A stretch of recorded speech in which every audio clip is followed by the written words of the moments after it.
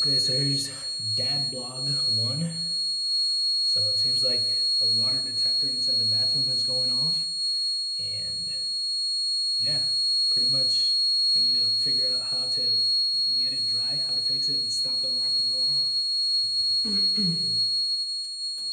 So this isn't the first time this actually happened. This is now the third time. This being the third time. The first time was my child decided to pee on it. So I got a little bit of experience of how you're supposed to be opening it and what you gotta do with it. So it has these little clips on the inside that kind of latch outwards onto the cover. So what you gotta do is you gotta kind of push the clip. If you can feel it, or you can kind of see it. There you go. That's one. That's two. And that's three. And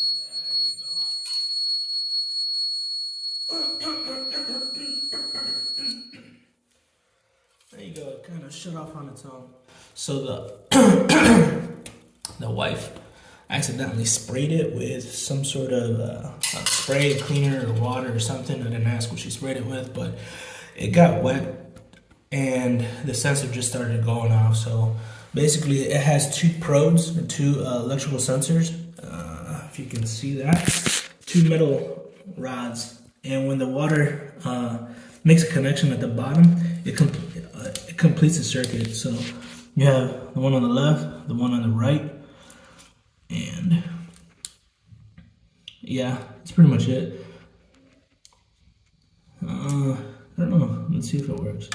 There you go. Yeah. So imagine if the screwdriver was the water closing the circuit on the contact. So the water, and then come on. There you go. See that? So there you go. So basically, you're most likely what's getting wet is, or what got wet was the floor got enough water contact where it got wet. So as soon as I lifted it up even a little bit like that, there was no more contact, and that was it. So pretty easy fix. I think the hardest part is trying to get the thing open because it has these little clips on the side.